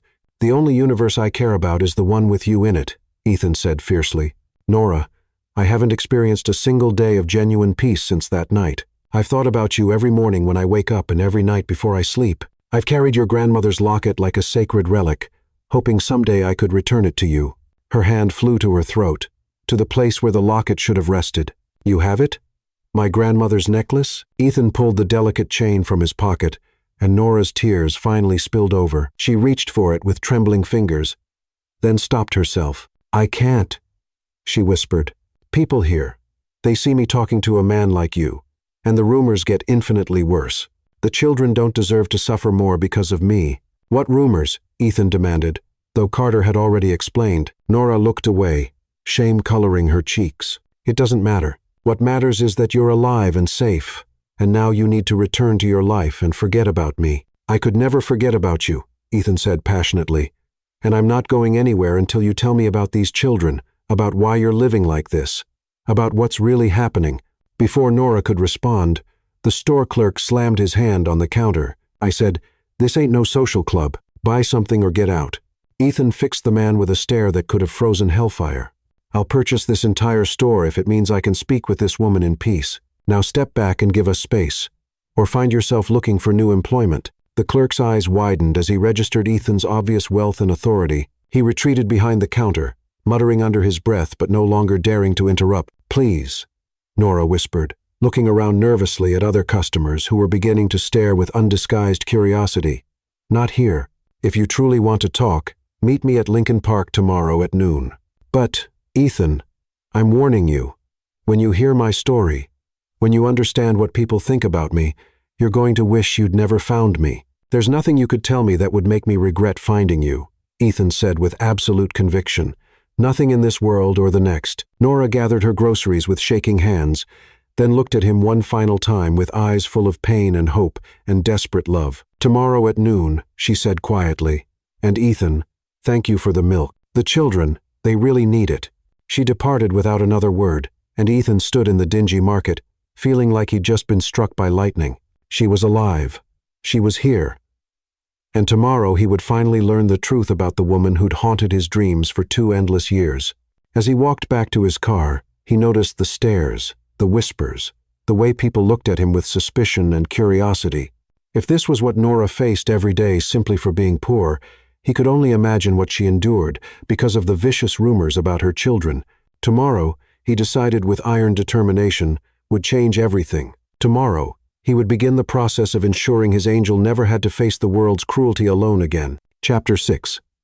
The Approach. Nora arrived at Lincoln Park 30 minutes early, her nerves stretched tighter than violin strings. She'd barely slept the previous night. Torn between desperate hope and paralyzing terror hope that maybe, somehow, Ethan Caldwell could be the miracle she'd never dared pray for. Terror that once he learned the truth about her life, he'd look at her with the same disgust that had become her daily bread. She sat on a weathered bench near the playground, watching children from wealthier neighborhoods play on equipment she could never afford to bring Joy, Grace, and Caleb to. Their clothes were pristine and new, their laughter carefree in a way that made her heart ache. Her phone buzzed Mrs. Garcia, confirming she could watch the children for an extra hour. Nora had fabricated a story about a job interview, not wanting to explain about Ethan. How could she make sense of something she didn't understand herself? "You came." The voice behind her was soft, reverent, and Nora turned to see Ethan approaching with careful steps. He looked different in casual clothes, dark jeans, and a simple blue sweater that made his eyes even more striking. but he still radiated the confidence that came from a life where doors opened and problems dissolved with money. "I wasn't entirely certain you would," she admitted, gesturing for him to sit beside her. "I would have waited here all day if necessary," Ethan said, settling carefully beside her while leaving respectful space. All week, all year, however long it took, the sincerity in his voice made her chest constrict painfully. "Why, Ethan? Why were you searching for me? You don't owe me anything. I simply did what any decent person would have done." "That's where you're absolutely wrong," he said quietly, pulling her grandmother's locket from his pocket and extending it toward her. "Not everyone would have risked their life for a complete stranger. Not everyone would have stayed with me, comforted me, ensured I wasn't alone. You gave me more than just my life that night, Nora. You gave me hope when I had none left." She accepted the locket with trembling fingers, feeling the familiar weight against her palm. For 8 months, she'd mourned its loss almost as deeply as her grandmother's death. Now, having it returned felt like reclaiming a piece of her soul. "I can't accept whatever debt you think you owe me. I'm not, Ethan. I'm not the person you think I am." "Then tell me who you are," he said gently, his voice carrying infinite patience. "Tell me about your life, about the children. Help me understand the truth." Nora gazed out at the playground, gathering courage. "Those children, it's complicated," she said quietly, testing the waters. "Their situation isn't what people assume." She felt Ethan's attention intensify, felt him leaning slightly closer without invading her space. "I'd like to understand, if you're willing to share. People in my neighborhood, they don't know the truth. They think I'm a prostitute. They believe I had 3 babies with different men and don't even know who the fathers are. They think I'm trash walking the earth." The words hung between them like an open wound. Nora couldn't bring herself to look at Ethan's face, couldn't bear to witness the moment when understanding dawned and his opinion shifted. "And you allow them to think that," Ethan said slowly, his voice filled with something that sounded like awe. "To protect someone's memory." Nora's head snapped up in shock. There was no judgment in his expression, no disgust or disappointment, only a kind of profound respect that made her feel simultaneously exposed and cherished. "Their mother was my best friend, Tasha. She died in a car accident when they were 15 months old. I couldn't let people gossip about her, so I let them believe what they wanted about me." "And you've sacrificed your reputation to honor your friend's memory," Ethan said with absolute conviction. "I observed you with them yesterday, Nora. I've never seen children who looked more loved, more secure. Despite everything they're facing, they're incredible children," she said, tears threatening. "Joy is brilliant, already reading simple words. Grace has this laugh that could make angels weep with joy, and Caleb has a voice like liquid honey when he sings. They deserve so much better than what I can provide. They have something money can't buy," Ethan said firmly. "They have a mother who loves them unconditionally. Do you have any idea how rare and precious that is? A mother who can barely keep food on the table," Nora said bitterly. "A mother who has to choose between milk and her morning coffee, who can't afford to take them to the doctor when they're sick. A mother who saved a stranger's life and then sacrificed her reputation to honor her friend's memory." Ethan interrupted passionately. "A mother who works 3 jobs without complaint, who shares her last sandwich equally among 3 children, who sings them to sleep every night even when she's exhausted beyond measure." Nora stared at him in amazement. "How do you know all those details?" "I've been observing you," he admitted without shame, "for weeks, since my investigator located you. I needed to understand your life before I approached you. I've seen you leave for work at 4 o'clock in the morning, return home past midnight, and still have endless patience for bedtime stories. You've been watching me?" The invasion of privacy should have made her angry, but instead, she felt oddly protected, as if someone had finally witnessed her struggle and deemed it worthy of attention. "I know you work multiple jobs, that you walk everywhere to save bus fare, and that you turn the heat down at night to keep bills manageable," Ethan continued. "I also know that you are the strongest, most selfless person I've ever encountered, and I know that I've been only half alive for 8 months, waiting to find you again." "Ethan," she whispered, but he continued with growing intensity. "I've thought about you every single day. Nor your face when you promised I wouldn't die alone, your hands so gentle when you were trying to stop the bleeding, the way you disappeared before I could thank you, like some kind of guardian angel who didn't want credit for the miracle." "I'm not an angel," she protested weakly. "I'm just a poor girl trying to take care of 3 babies." "You're my angel," Ethan said with quiet intensity that made her heart skip. "You saved my life, and now I want to save yours." "You can't save me," Nora said, pulling her hand away. "This is my life, Ethan. This is who I am. I'm not some charity case for you to fix." "I'm not talking about charity," he said urgently, his eyes blazing with emotion. "I'm talking about love." The word exploded between them like lightning in a clear sky. Nora felt her heart stop, stutter, then begin racing like a thoroughbred. "You don't love me," she said desperately. "You don't even truly know me." "I know that you risk everything for people you care about," Ethan said, his voice growing more passionate. "I know that you make 3 children feel like the most precious beings on earth, and I know that when you touch someone, they feel safe for the first time in their life. Ethan, please, I know that I haven't felt genuinely alive since the night I lost you," he continued, moving closer. "I know that seeing you struggle while I live in luxury makes me sick with guilt and rage, and I know that I would rather spend one day in poverty with you than a lifetime of wealth without you." Nora was crying openly now, overwhelmed by words she'd never expected to hear, feelings she'd never dared to hope for. "It's not that simple. You're wealthy. I'm poor. You're respected. I'm the neighborhood pariah. People would say terrible things about us." "Let them talk," Ethan said fiercely. "I've spent my entire life caring what people think, and where did it get me? An empty penthouse, and a heart that felt dead until I saw your face again. I don't care about money or reputation. I only care about you and the children." She asked quietly, her voice the barest whisper. "The children, they come with me, Ethan. I won't abandon them for anyone. I'm counting on that," he said, smiling for the first time since they'd sat down. "Joy, Grace, and Caleb, right? I want to meet them properly. I want to be part of their lives, if you'll allow me." "You want to help raise 3 children who aren't even yours?" Nora asked in disbelief. "I want to help love 3 children who already belong to my heart because they belong to yours," Ethan corrected gently. "Nora, I know this is overwhelming, but I'm asking you to take a chance on us. Let me court you properly. Let me show you that what we felt that night in the storm was real, that it's worth fighting the entire world for." Nora looked into his eyes and saw everything she'd been afraid to dream of: love without conditions, acceptance without judgment, a future where her children could have everything she'd never been able to provide. But she also saw the impossibility of it, the vast gulf between their worlds. "I need time to think," she said finally. It's a lot to process." "Of course," Ethan said immediately. "Take all the time you need. But, Nora, promise me you won't disappear again. Promise me you'll give us a chance to see what we could become together." She nodded slowly, clutching her grandmother's locket like a lifeline. "I promise." "But, Ethan, you need to understand what you're asking for. Loving me means taking on a life full of struggle and judgment and problems that money can't always solve." "Then it's fortunate I'm not afraid of a challenge," he said with a smile that made her heart flutter like butterfly wings. "The woman who saved my life in a storm she's worth fighting the whole world for." As they parted ways, Ethan to his Mercedes, Nora to the bus stop, both carried the electric awareness that everything was about to change irrevocably. For better or worse, their worlds were about to collide in ways that would test every assumption they'd ever made about love, sacrifice, and what it truly meant to save someone's life. Chapter 7. Growing Closer. The first time Ethan met the children properly, Joy studied him with those impossibly serious dark eyes for 10 full minutes before speaking a single word.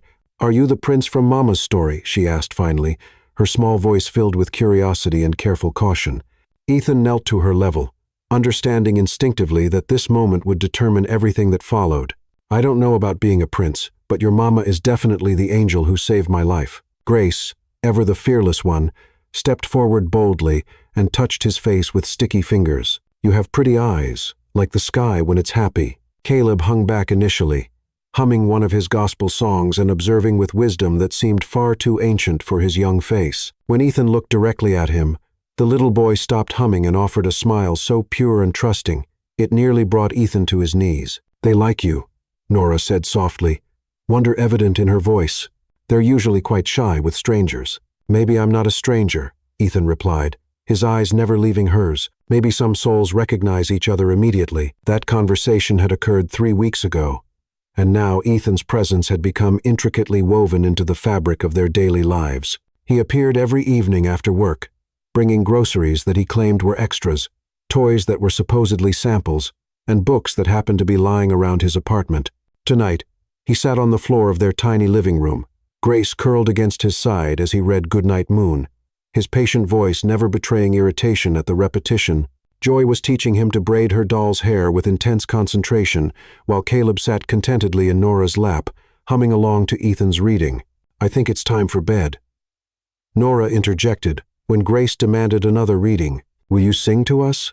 Joy asked Ethan hopefully, and Nora's heart clenched. The children had begun looking to Ethan for comfort, security, affection. "I'm not much of a singer," Ethan said apologetically, "but maybe your mama will sing while I listen." As Nora went through the bedtime routine, Ethan helped without being asked. He lifted Caleb into the bathtub with careful gentleness, helped Grace locate her favorite stuffed elephant, sat patiently while Joy read him a story she'd invented about a dragon who learned to share. When the children were finally settled, Nora sang the lullaby her grandmother had sung to her. Ethan stood in the doorway, watching with an expression of such tender longing that it made her breath catch. "You're natural at this," she said quietly, when they moved to the kitchen. "I've never experienced this before," Ethan admitted, drying dishes in her small sink, a family dinner, bedtime stories, children who trust me to keep them safe. "I didn't know it could feel so sacred." They worked in comfortable silence until they stood facing each other in the narrow space between counter and table. "Nora," Ethan said softly, reaching up to touch her face, "I need to tell you something important." The gentleness in his voice made her heart race dangerously. "What is it?" "I'm falling in love with you," he said simply, honestly. Not just grateful, not just infatuated. Really, truly, completely in love with you, and those 3 beautiful children, and this life you've built, with nothing but determination and faith. "Ethan," she whispered, but he pressed on. "I know it's too soon to say such things, but I need you to know, when I watch you with Joy, Grace, and Caleb, when I see how they look at you like you hung the moon and stars, when I see you give them everything without a second thought, I fall deeper every time." Nora felt tears prick her eyes. "I'm scared. This feels too good to be real. Men like you don't fall in love with women like me." "What kind of woman are you, Nora?" he asked, moving closer. "Poor, uneducated, struggling, carrying baggage that isn't even mine." "You're brave," Ethan corrected firmly. "You're loving, generous, strong beyond measure. You're a woman who saves lives and sacrifices for others and makes 3 children feel like royalty even when you're eating peanut butter sandwiches for dinner. Those children deserve so much better." "Those children have the best mother in the world," he interrupted passionately. "And if you'll let me, I'd like to spend the rest of my life helping you give them everything they deserve." Before Nora could respond, the sound of loud arguing echoed from outside, followed by someone banging on trash cans.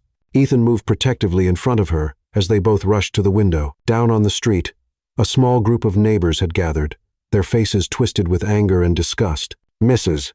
Thompson stood in the center, pointing up at Nora's window with accusatory fury. "Look at her up there with that rich white man," she shouted venomously. "I told you all she was selling herself. Now she's moved up to expensive clients." "Disgusting," another voice called out. "Those poor children, having to watch their mother sell herself out. Someone should call social services." "Mrs." Carter added with malicious satisfaction.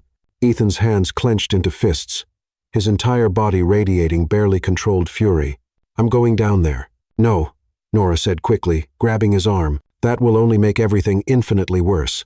They're looking for a reason to cause trouble." Someone threw a bottle that shattered against the building wall below their window. In the bedroom, one of the children started crying in fear. "They're terrorizing innocent children," Ethan said, his voice dangerous. "This is my life, Ethan," Nora said, her voice breaking as she hurried to comfort the frightened children. "This is what I tried to warn you about. Being with me means dealing with this hatred." Joy was sitting up in bed, tears streaming down her face. "Mama, why are they yelling? Why are they angry at us? Some people don't understand our family, precious girl," Nora said, pulling all 3 children close. "But they can't hurt us as long as we love each other." Grace buried her face against Nora's shoulder. "I'm scared, Mama. I know, sweetheart, but we're safe up here. No one can hurt us while we're together." Ethan stood in the doorway, watching the woman he loved, comfort 3 terrified children while an angry mob gathered outside their home, and something fundamental shifted inside him. This wasn't just about his feelings anymore. This was about protecting a family that had become his heart and soul. "I have an idea," he said quietly, when the children had finally fallen back asleep. "But you're not going to like it." "What kind of idea?" Nora asked wearily. "Move in with me," he said simply. "All 4 of you. My penthouse has 3 spacious bedrooms. security that won't let anyone near you. The children could have their own rooms, proper beds, a safe place to play. Absolutely not, Nora said immediately. Ethan, I can't be your kept woman.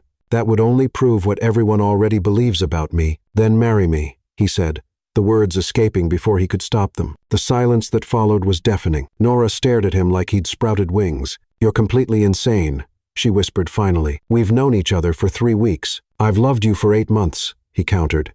And not just loved the idea of you, but loved the reality of who you are. I've seen you at your most vulnerable, most overwhelmed, and I've never been more certain of anything in my entire life.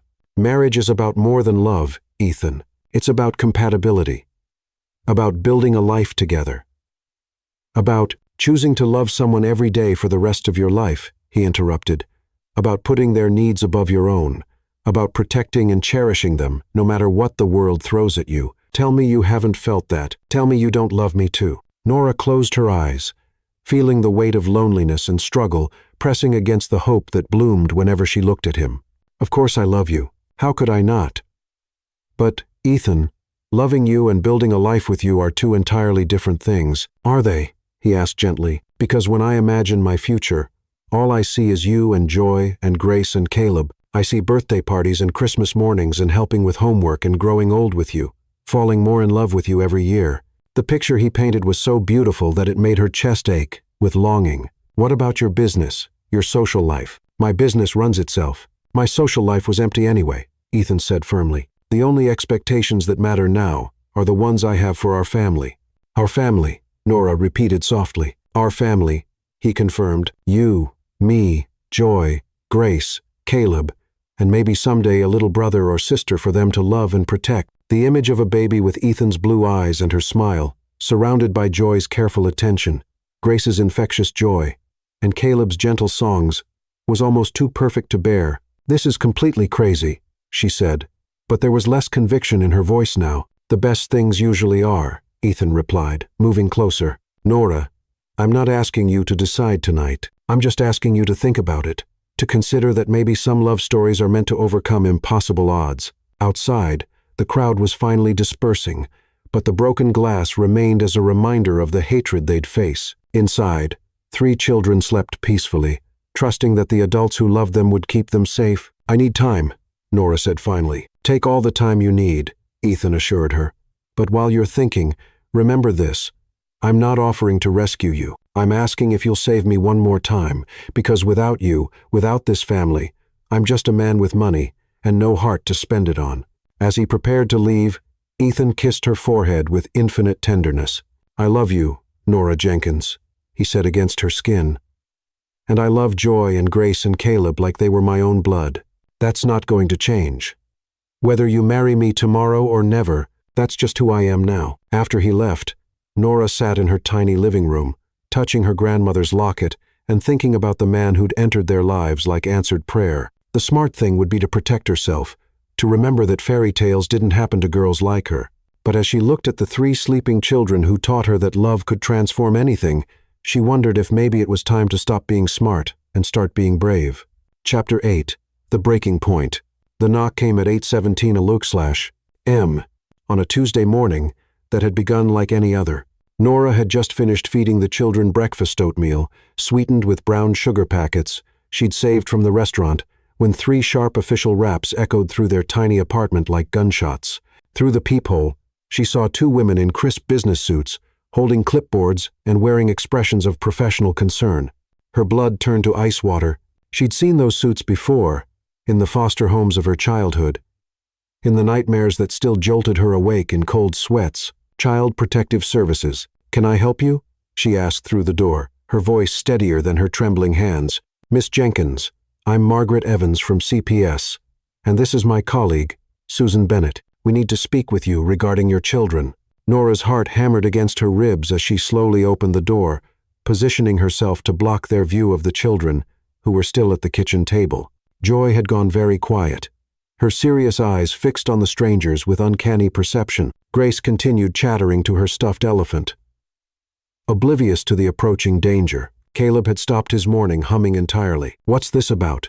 Nora asked, though she already knew with sickening certainty someone had called them, someone who'd seen Ethan coming and going, who decided that a poor black woman with 3 children and a wealthy white man could only mean one thing. We've received multiple reports over the past several months about your living situation, Margaret said.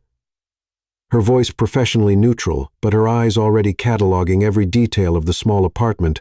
The complaints have escalated recently, with concerns about the children's welfare, the adequacy of care, and alleged inappropriate behavior in the home. Inappropriate behavior? Nora's voice rose slightly before she caught herself. Getting angry would only make things infinitely worse. Reports suggest you may be entertaining men for money while the children are present, Susan said, her tone suggesting she'd rather be anywhere else on earth.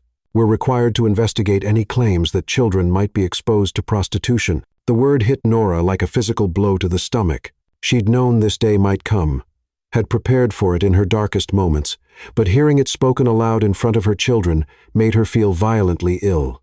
That's not what's happening here, she said firmly, fighting to keep her voice level. Ethan Caldwell is a friend who's been helping us. There's nothing inappropriate about our relationship. Ethan Caldwell. Margaret's eyebrows shot up. The businessman. Miss Jenkins, surely you understand how this appears a man of his wealth and status, spending time with a woman in your circumstances. My circumstances? Nora's temper flared despite her efforts to stay calm. You mean being poor? Since when is poverty a crime? Mama? Joy's small voice came from behind her, carrying a note of fear that broke Nora's heart. What's wrong? Who are these ladies? Margaret and Susan exchanged a meaningful look.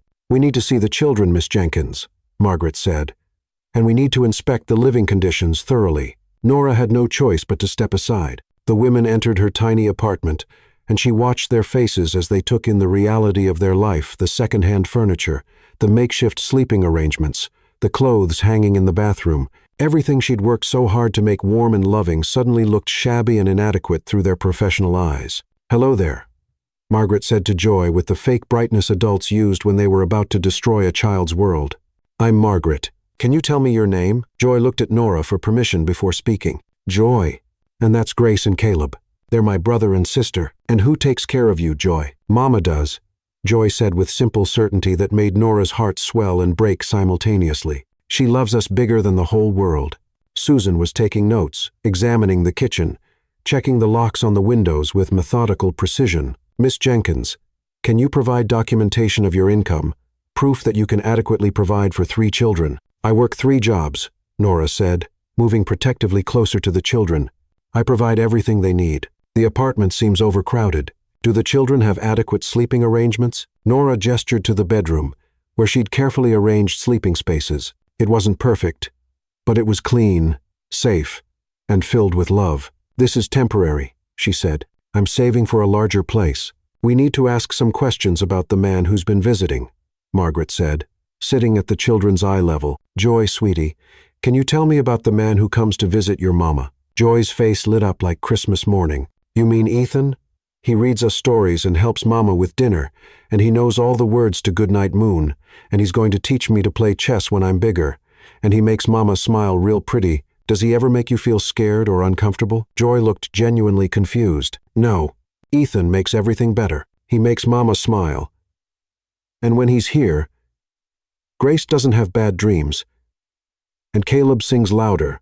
Caleb, who'd been watching the proceedings with his usual quiet wisdom, suddenly started humming Amazing Grace. His sweet voice filled the small room, and both social workers seemed startled by the pure beauty of it. Caleb likes music, Nora explained, her voice thick with emotion. He sings when he feels safe and happy, and he's been singing more since Ethan started coming around, Margaret asked, making careful notes.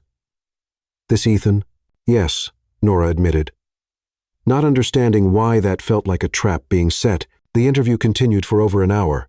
They checked the refrigerator, examined the children's clothes, tested the smoke detector, and asked endless questions about Ethan's visits, his relationship with the children, and Nora's work schedule.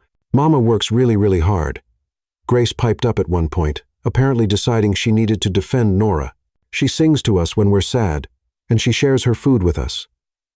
And she tells us stories about the princess who saved the prince. Finally, after what felt like an eternity of invasion and judgment, the women gathered their papers and prepared to leave. Miss Jenkins, we'll need to schedule a follow-up visit, Margaret said, and we'll need you to provide character references, proof of stable income, and documentation of adequate housing arrangements. What happens if I can't? Nora asked. Though she already knew the answer that would haunt her dreams, we may need to place the children in foster care temporarily until we can verify that this is a safe and stable environment for them. The words hit Nora like bullets to the chest. Foster care, the nightmare she'd fought so hard to save Joy, Grace, and Caleb from. The system that had broken her own childhood and Tasha's. They're not in danger, she said desperately. Look at them. Do they look neglected? Abused? They're happy, healthy children who are loved more than life itself. Love isn't always enough, Miss Jenkins, Margaret said with what seemed like genuine sympathy. Children need stability, adequate resources, appropriate supervision. We'll be in touch within 72 hours. After they left, Nora sank onto the couch and pulled all 3 children into her arms, holding them like they might disappear if she loosened her grip. Joy was crying, though she probably didn't understand why. Grace was chattering nervously, asking why the ladies had so many questions. Caleb had stopped humming entirely. Are they going to take us away, Mama? Joy asked with the devastating perception of a child who'd sensed something terrible in the adult conversation. No, baby girl, Nora said fiercely, though her voice shook with terror. I'll never let anyone take you away from me. Never, never, never. But even as she said the words, she knew how powerless she really was. 3 jobs that barely paid the bills, an apartment that was too small, a neighborhood that saw her as a disgrace. What did she have to fight CPS with? Her phone rang, and Ethan's name flashed on the screen. For a moment, she considered not answering. How could she tell him that his presence in their lives had triggered this nightmare? Nora, his voice was warm, happy, completely unaware of the devastation that had just crashed into their world. I was thinking about taking everyone to the zoo this weekend. Joy mentioned she's never seen a real elephant, and I thought, Ethan, she interrupted, her voice breaking. We need to talk. Something terrible has happened. The change in his tone was immediate. What's wrong? Are the children okay? Are you hurt? Child services came this morning, she said, and heard his sharp intake of breath. Someone reported us. They think I'm prostituting myself because of you visiting. Jesus Christ, he breathed. Nora, I'm so sorry. This is my fault. I should have been more careful, more discreet. It's not your fault, she said, though part of her wondered if that was true. But, Ethan, they might take them if I can't prove. I can provide adequate care. If I can't show stable income and proper housing, then we get married, he said immediately. Tomorrow, today, right now, I'll provide the stability they're looking for and prove their point. Nora laughed bitterly. A poor woman marrying a rich man right after CPS gets involved? That'll look absolutely perfect. I don't care how it looks, Ethan said fiercely. I care about protecting our family. Your family, she corrected. Ethan, maybe you should stay away for a while, until this blows over. The silence that followed was so long she thought the call had dropped. Are you asking me to abandon you? He asked finally, his voice carefully controlled. I'm asking you to think about what's best for the children, Nora said, tears streaming down her face. If your presence is what's causing this problem, my presence isn't the problem, Ethan interrupted. Racism is the problem. Classism is the problem. A system that would rather tear apart a loving family than admit that love comes in many forms, that's the problem.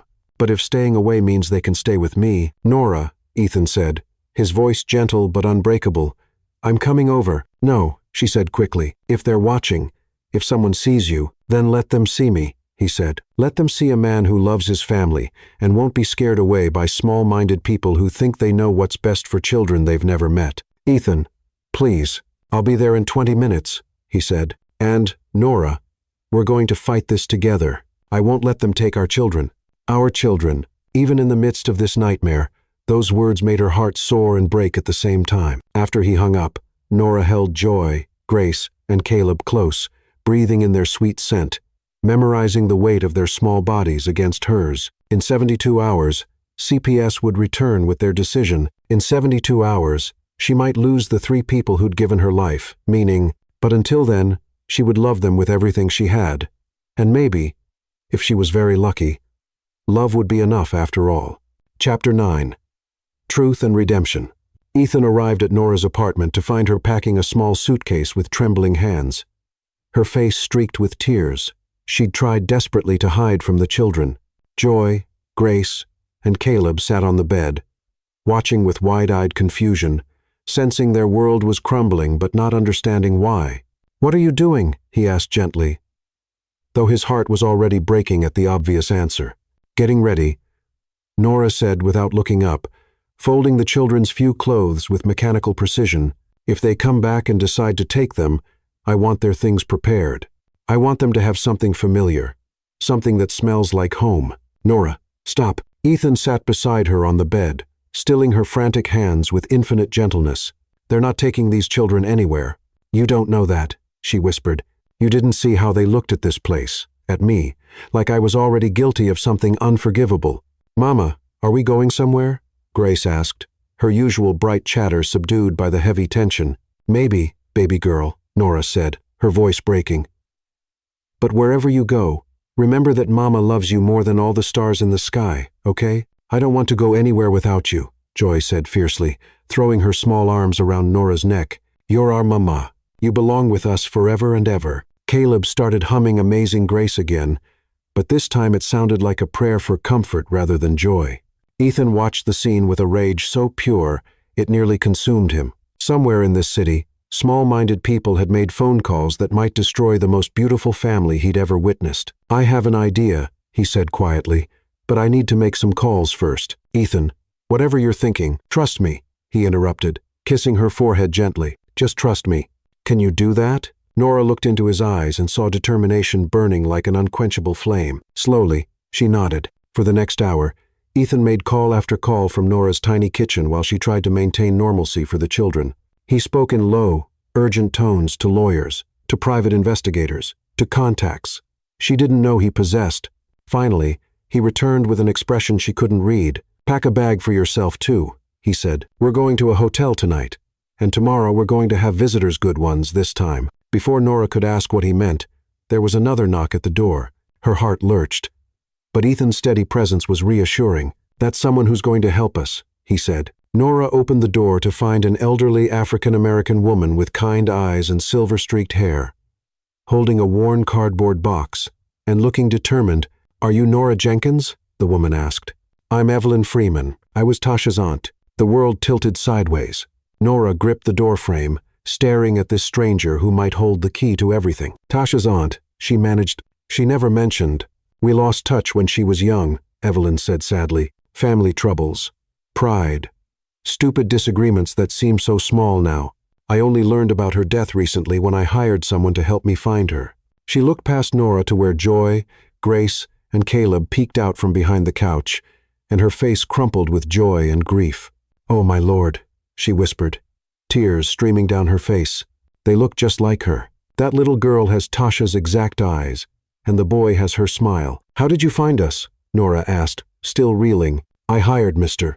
Carter, the same investigator this gentleman uses," Evelyn said, nodding at Ethan. "He's been helping me search for family for months. When he connected our cases and told me about your situation, about what people were saying, about the threats from child services, I knew I had to come forward immediately." She held up the cardboard box with reverence. "Tasha's birth certificate, hospital records from when the babies were born, letters she wrote to me that I was too stubborn to answer.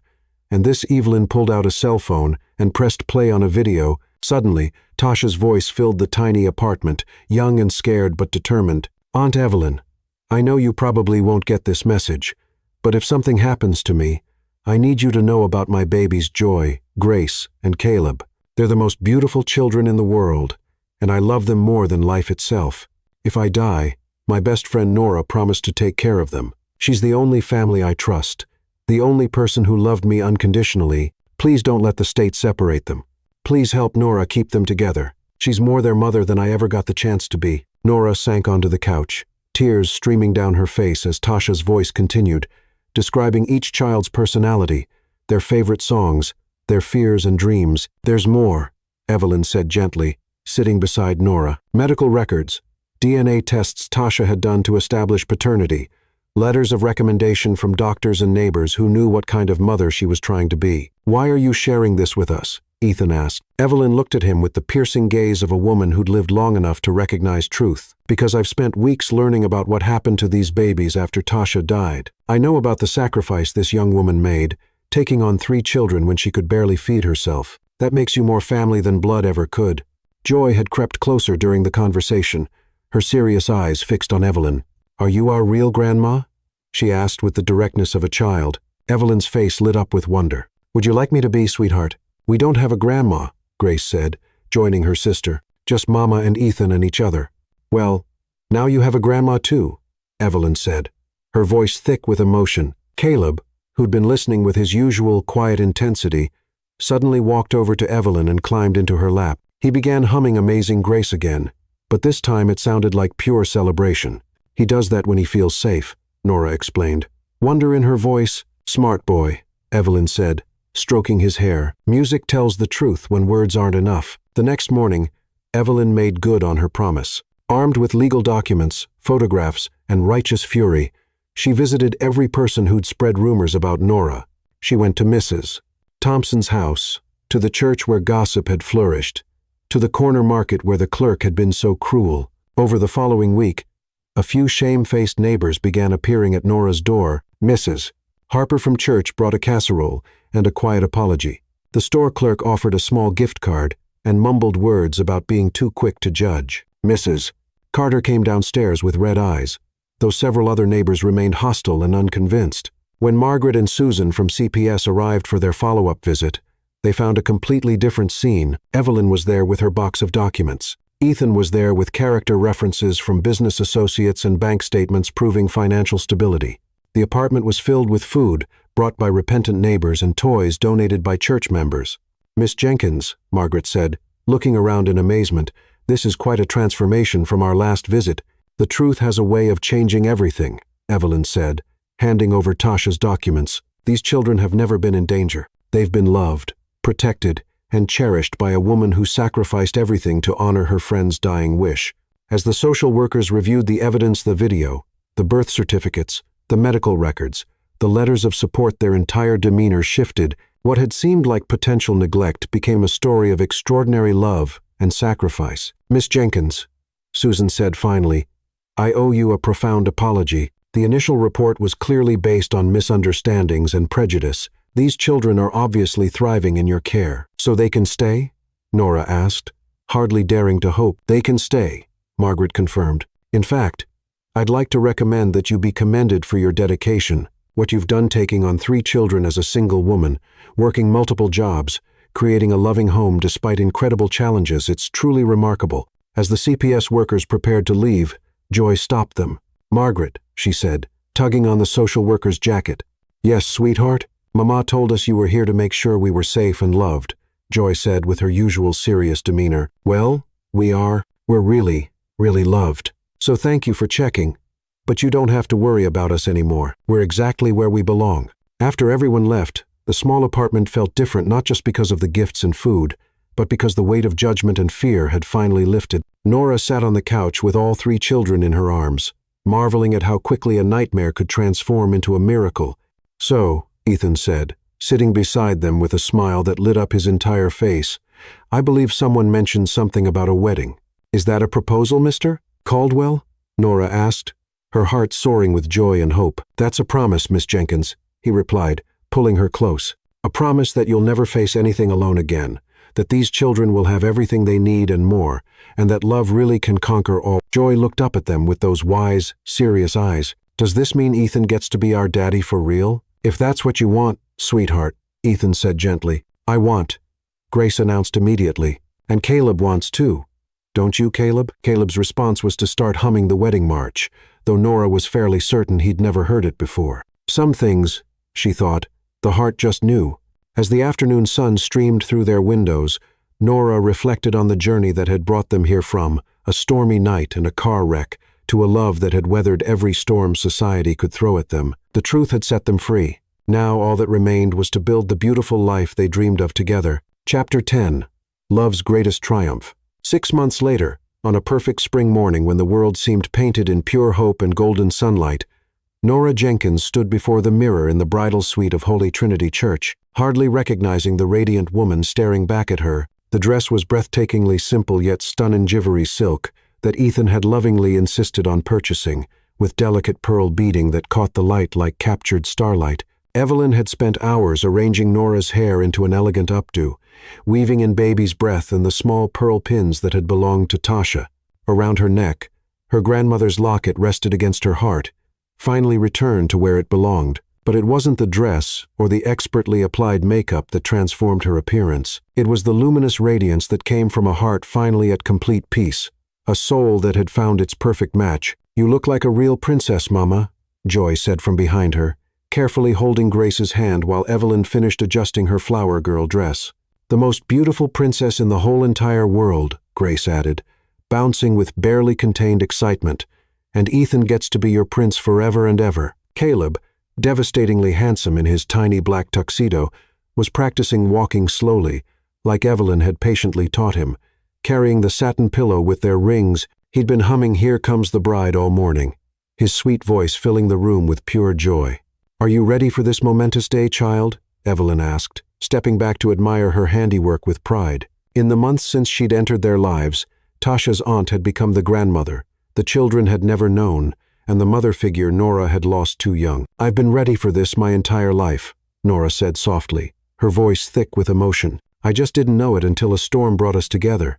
A gentle knock interrupted their preparations, and Ethan's best man, Samuel Carter, peeked inside. "Ladies, we're ready to begin." "Ethan's pacing a hole in the sanctuary floor, and I genuinely think he might faint if we make him wait much longer." Nora laughed, her heart swelling with overwhelming love for the man who'd proven that fairy tales could come true for girls like her. "Tell him I'll be right there." The music began. The wedding march played on the church's old organ with heartfelt reverence, and Nora felt her heart begin to race with anticipation. Through the slightly open door, she could see the sanctuary filled with people she'd never imagined would be their neighbors, who'd once whispered cruel things now sat in the pews with genuine smiles. Mrs. Harper and the other church ladies had spent days decorating with fresh flowers and flickering candles. But most importantly, Ethan was there, standing at the altar in his perfectly tailored black tuxedo, looking more handsome than any man had a right to be, his storm-blue eyes searching desperately for her. When their gazes met, he smiled that brilliant, heart-stopping smile that had become her favorite sight in the entire world. "Ready, my precious angels?" Evelyn asked, gathering the children with loving care. Joy walked first, scattering rose petals with serious concentration. Grace skipped beside her, giggling and waving at everyone she recognized. Caleb followed with solemn dignity, carrying the rings with such careful reverence that several people in the congregation murmured appreciatively. Then it was Nora's turn. She walked down the aisle alone. By deliberate choice, she'd raised herself, saved herself, and fought for her family by herself for so long. Today, she was choosing to share her life not because she needed rescuing, but because she'd found someone worthy of her strength. Every step brought her closer to Ethan, and with each one, she remembered the incredible journey that had brought them here, the storm that had nearly taken his life but given them both a future beyond imagination, the months of searching and longing, the challenges they'd faced together, the judgment they'd overcome, the love that had grown stronger with every obstacle. When she reached the altar, Ethan took her hands in his, and she could see tears of pure joy shining in his beautiful eyes. "You came," he whispered, just for her ears. "I promised I would," she whispered back, remembering another promise she'd made in a wrecked car on a stormy night. "I told you that you wouldn't be alone, and I meant it with my whole heart." Pastor Thompson began the ceremony with eloquent words about love conquering all obstacles, about the beauty of chosen family, about the miracle of two souls finding each other across impossible odds. But Nora barely heard his words. She was lost in Ethan's eyes, in the feeling of his strong hands holding hers, in the knowledge that after today, she would never be alone again. "Do you, Ethan Charles Caldwell, take Nora Louise Jenkins to be your lawfully wedded wife, to have and to hold, in sickness and in health, for richer and for poorer, for better and for worse, for as long as you both shall live?" "I do," Ethan said, his voice strong and clear, carrying to every corner of the sanctuary. "With all my heart, for all my life, forever and always, I do." "And do you, Nora Louise Jenkins, take Ethan Charles Caldwell to be your lawfully wedded husband, to have and to hold, in sickness and in health, for richer and for poorer, for better and for worse, for as long as you both shall live?" Nora looked at Ethan, then at the three children standing beside them, Joy with her serious smile, Grace bouncing with excitement, Caleb humming softly under his breath. She thought of Tasha, of her grandmother, of all the people who'd loved her and shaped her into the woman she'd become. "I do," she said, her voice ringing with joy that echoed through the sanctuary. "Forever and always. With everything I am, I do." The rings were exchanged, simple gold bands that felt heavy with promise and hope. Ethan's hands shook slightly as he slipped hers onto her finger, and Nora's tears finally spilled over as she did the same for him. "By the power vested in me by the state and by God above, I now pronounce you husband and wife," Pastor Thompson declared with a radiant grin. "Ethan, you may kiss your bride." Ethan cupped Nora's face in his hands, his thumbs gently wiping away her tears of pure happiness. "I love you, Mrs. Caldwell," he said softly. "I love you too, Mr. Caldwell," she replied, her heart so full she thought it might burst with joy. Their kiss was tender, passionate, and full of promise for all their tomorrows.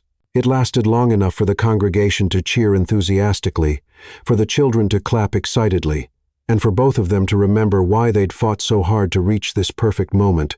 The reception was held in the church fellowship hall, transformed with twinkling white lights and spring flowers into something absolutely magical.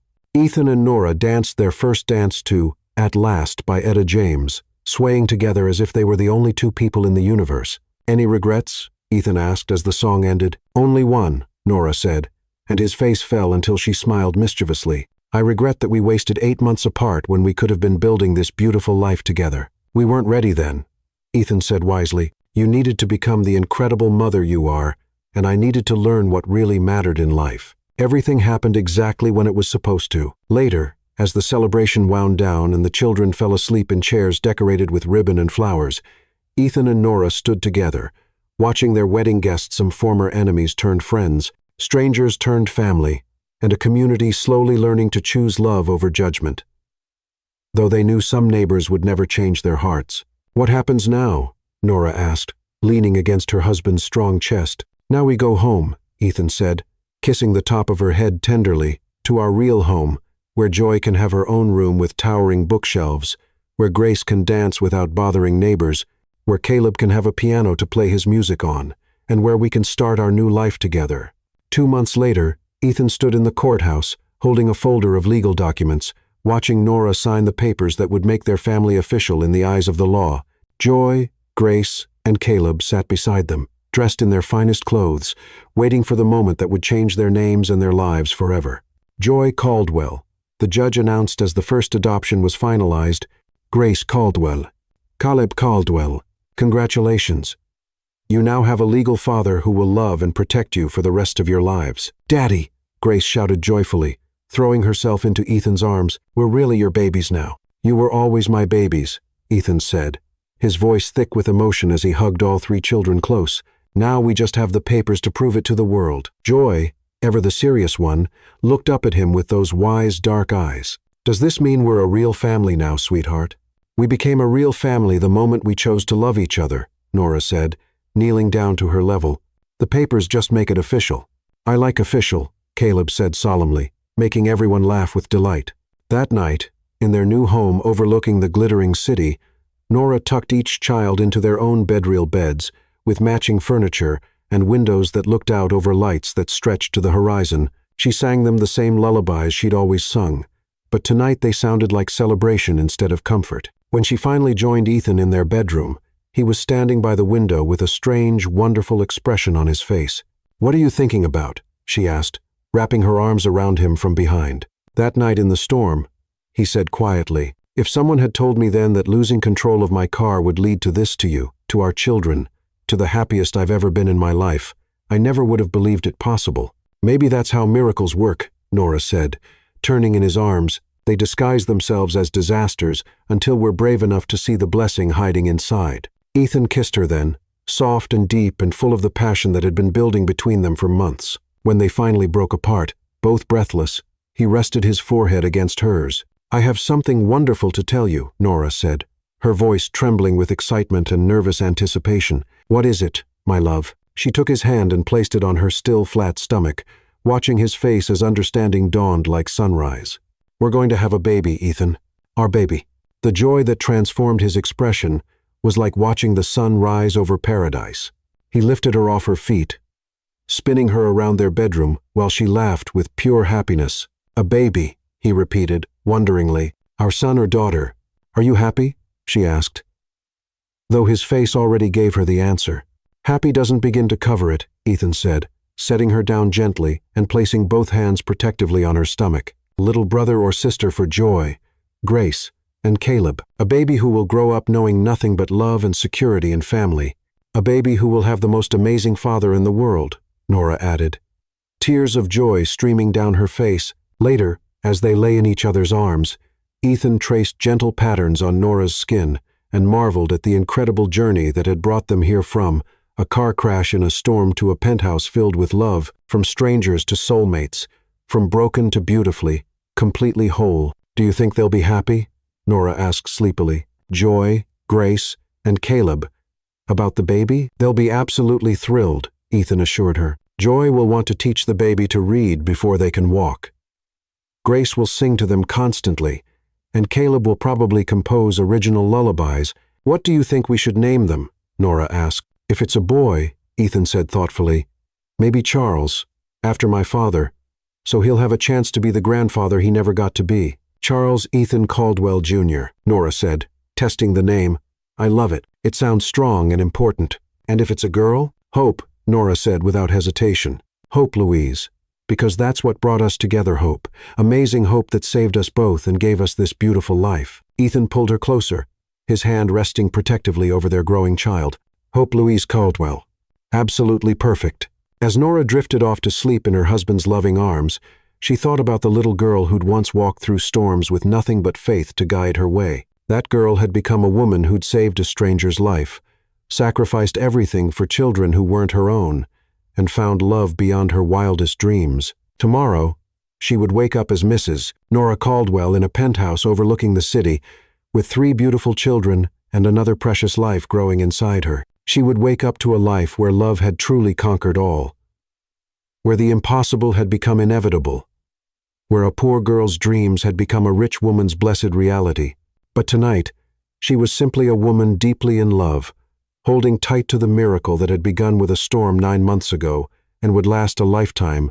Outside their windows, the city slept peacefully. Inside their home, 5 hearts beat in perfect harmony, proof that some love stories are worth waiting for, worth fighting for, worth believing in, against all odds. The storm had passed, the rainbow had come.